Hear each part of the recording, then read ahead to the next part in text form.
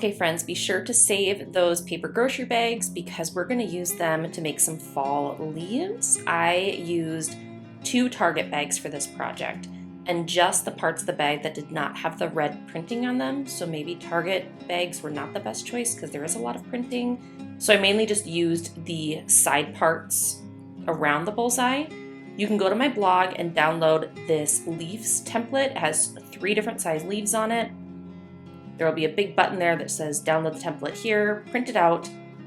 You may want to print more than one because they kind of start to fall apart after a while. But just take a pencil and shade all over the back of the template here, covering all the parts of the outline of the leaves. That way you can transfer these leaves onto the paper bag. You just set the template on top of a piece of paper bag. I kind of held it up to the light to make sure I could get it as close to the edge as possible so I wasn't wasting very much of the non-printed part of the paper bag.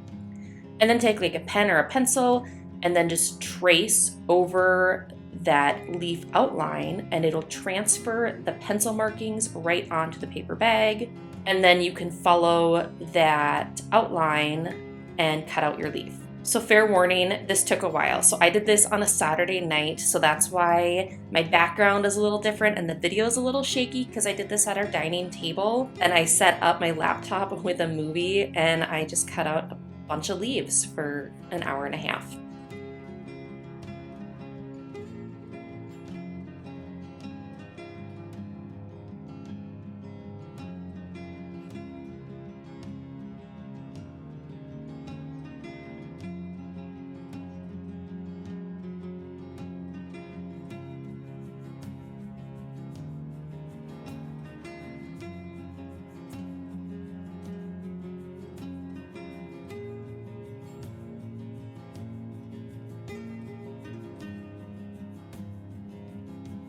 And then once you have all your leaves cut out, I think I did 11 or 12 in all 3 sizes. So 11 large, 11 medium, 11 small.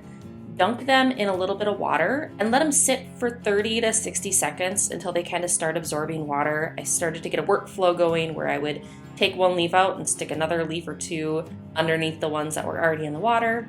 And then you just wring all the water out, and this is going to create some texture in that paper. So these look a little bit more realistic and not just like cutouts.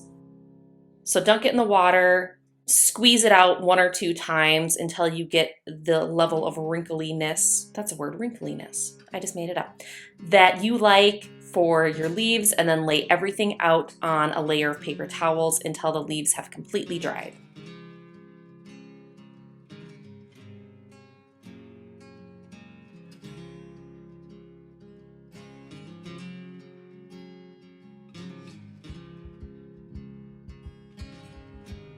And then once I had all of my leaves dried, I would make a little stack of 1 of each size of leaf.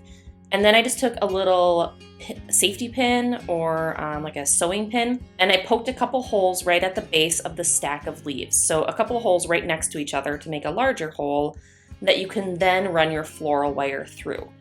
On this project, I used a combination of 2 types of floral wire. One regular old gold floral wire, and then this other floral wire that I ordered off Amazon. It has like a paper coating around it, which I really love, so I'm glad I have a giant spool of it so I can make lots of crafts with it. So run the 2 pieces of wire through the stack of leaves, fold over about a 2-inch tail, and then twist the wires together to secure the leaves onto the wire. And then cut maybe a 2-foot length of the 2 wires and then twist them together all the way down the whole way. And then you're just gonna make a bunch of these and then stagger the leaves and coil all of the stems together to make a little garland. So here's my finished garland with a stack of pumpkins, and I think it turned out really cute. And I love the stem, the combination of the gold and like the natural brown paper on the stem. I think it looks really nice together.